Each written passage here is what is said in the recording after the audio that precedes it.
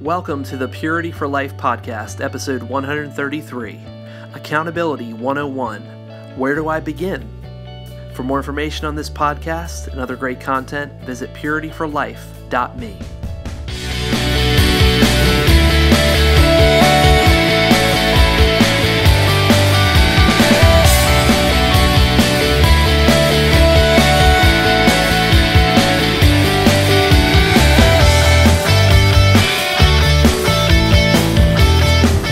Today, though, I want to talk a little bit more about the nuts and bolts, if you will, of accountability, with really asking this question, where do I begin? Where do I begin? A lot of people, I think, really struggle in accountability as they walk into recovery. If they're walking out of a sexual addiction, they're walking out of some kind of pornography addiction, whatever that might be. It's important to understand where to start, where to begin, and a lot of people get confused at this place because they don't know where to start and where to begin. And so I want to try to answer this question a little bit tonight. It's a question I think a lot of people have as they're walking into recovery. A lot of guys I help just literally don't know where to start, don't know where to begin in recovery, and so there's a lot of sources of accountability that you can find to help you stay focused. And so I want to talk about that tonight. What are the main sources of accountability that we need to be finding, we need to be putting in place in our recovery journey? So kind of giving you a place to begin if you're not sure where to start, because as you know, sexual addiction, pornography addiction is an incredibly isolating kind of addiction. And I know for many, many years in my life, I was isolated myself because I was scared to death at, who do I talk to? How do I get out of this? What do I do? And so, so what are some of these sources of accountability? Number one, this might surprise you, might shock you, but it's you. You're one of your greatest sources of accountability. And I would encourage you to take a look at your own pattern of behavior. Throughout your struggle, whatever that might be, do you find yourself, for example, continually staying up late at night on the computer? Do you continually feel like you're kind of gravitating to a certain source of temptation? You'll probably find that if you're doing those things, there's a pattern taking place in your life, right? And you're going to need to change your routine. You're going to need to change your structure. And you're going to need to put some different things in place in your life. You're going to need to go to bed earlier. You're going to need to make sure the computer is locked down, or maybe there's a time setting on it that shuts down the internet at a certain point. But there needs to be some kind of structural change in your routine if you're noticing a pattern of behavior that is addictive, where you're ultimately looking to porn, fantasizing, looking at something on the internet that's causing you to mess up and that is controlling you. So you are your greatest source of accountability in that way because you know your pattern, you know your struggles. So that's number one. Number two, if you're married, is your spouse. And this may or may not be an option. But I know in my life that my wife is one of the greatest sources of accountability for me. And I thank God for that. And I say accountability, but she's a source of support. She's a source of encouragement, of challenge. I am completely and 120% honest with her. She knows my past. She knows what I've dealt with, and I know I can talk to her about anything. Now I know that this is not the case with every single marriage. I know that some wives are different in their handling of information and their ability to handle, pornography addiction and the struggle that brings. But my wife is one where she can, she appreciates my honesty. She expects my honesty, but she's also there for me to share whatever I have to share. She's there for me. So perhaps your spouse is a source of accountability that you need to consider if you're married. Number three, very practically, software. Software is an incredible, incredible source of accountability. And to me, this source is it's a given. It's one that if you don't have filtering software on your computers, all your devices, filtering and reporting software, you're just asking for trouble. Trouble is on your doorstep, and some software only does filtering, some only does reporting, some do both. And so, but it's really, really super important that if you struggle with pornography, if you struggle with masturbation, if you struggle with fantasy, with lust, with material online, with chat rooms or whatever it might be, that you lock down, that you protect yourself when you're online. And again, I've talked about it on the podcast before, but there's tons and tons of choices as far as software goes. Certainly there's Covenant Eyes, there is X3 Watch, K9 Web Protection, which is the one I use on all my devices. There's Safe Eyes.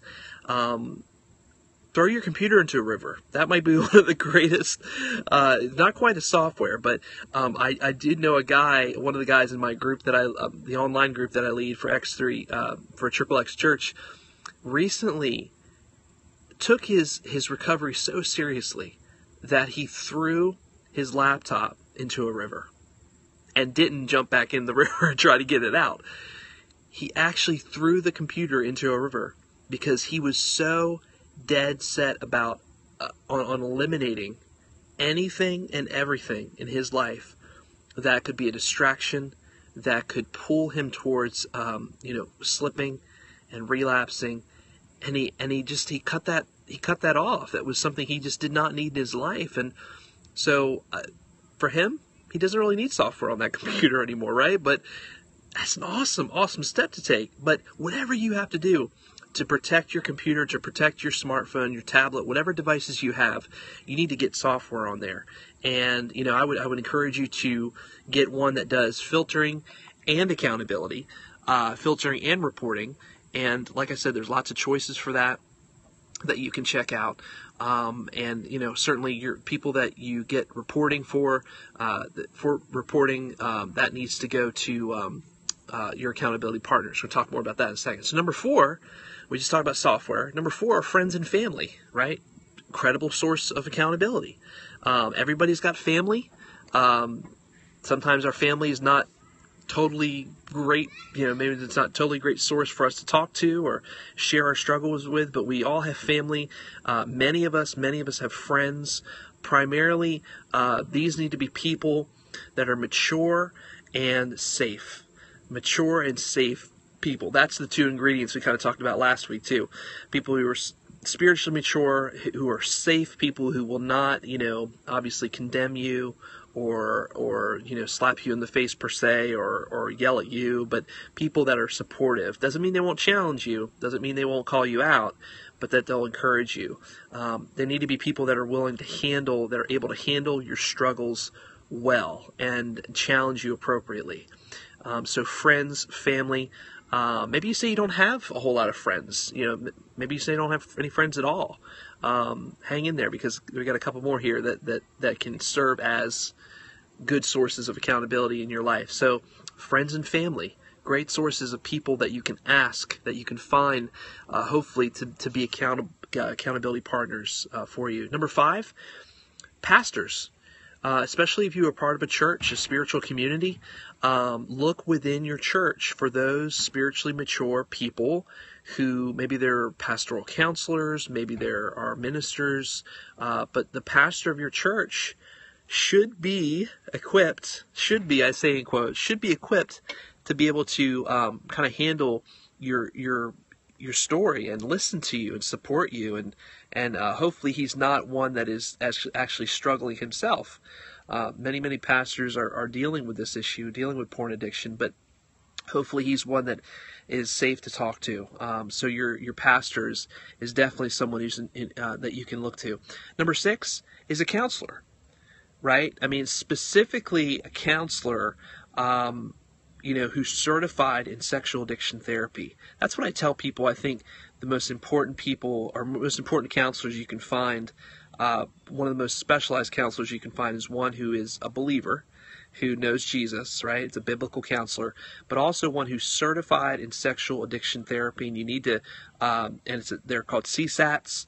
You need to find that, research that, Google that in your area, because they truly understand the addictive nature of pornography, and they understand this stuff. Whereas some other counselors, even though they're great, they're qualified in many ways, they don't completely understand. They may not completely understand pornography addiction, those kinds of things. So counselors, if you have to pay someone to be your accountability, right, and be a source of support for you, do it. They're not cheap. And I'm not saying you should do counseling the rest of your life, but even for a season of your life, maybe for a year, 6 months, a year, find some good accountability in someone that you can really trust. So those are kind of just 6 sources of accountability that you can try to find. And if you miss those, go back and listen to the Periscope or the podcast when it's posted later. But really, there are options out there. Don't ever feel like that you're alone in your struggle. My encouragement for you is to find the person that you can talk to, and to really meet with that person at least once a week. Once a week with someone. The point is that here's the overall, if you don't get anything else from this, the point is that you need to do something. You need to do something. Don't do what I did. And for so many years, 13 years of my life, I just isolated myself. Of course, I didn't know what to do, but I didn't talk to anyone. I didn't share my struggle with anyone. It's not worth it. Isolation will lead you to deeper addiction and struggle, and you just don't want that. We want to expose the darkness. We want the light to shine on the darkness. We don't want the darkness to get deeper. And so, again, do something. Start somewhere. Start with one of those 6 sources there, and go from there. But get this struggle out of your life. Get this struggle out of your mind and your heart, and talk about it with someone. That's the whole idea. You got to get this stuff out into the light. So, encourage you to do that. Where do you begin? You begin with one of those 6 sources. And find someone to encourage you, to challenge you. Next time on the podcast, we're going to talk about the specific conversations that you should be having with your accountability partner. What should your conversations look like in accountability? What specific questions should someone be asking you? What should you be sharing with them on a daily, weekly basis? Those are important things to think about too. So this is all a part of our accountability series on the Purity for Life podcast. It's called Accountability 101, and this week is Where Do I Begin? Again, go back to last week's podcast, episode 131. We did a little short podcast in the middle of the week on something else, but 131 I talk about some foundational thoughts on accountability, where to start, where to begin. And then you can re-listen to this one if you want to rewatch this one. So thank you guys so much for watching, for being on the Periscope tonight. If it's been encouraging to you, tap a couple hearts there. That would be great. Love that. For the 2 or 3 or 4 who were in the Periscope tonight, I just welcome you wherever you're watching from. I hope it's been an encouragement to you. Go over to purityforlife.me for all kinds of great content. Podcasts and video and resources. My contact is available on there. I'm all over social media, so shoot me a message if you need some help, some encouragement. Would love to be able to be a source of hope for you in your journey for sexual purity. Thanks so much for watching, and we'll see you next time on the Purity for Life podcast. God bless.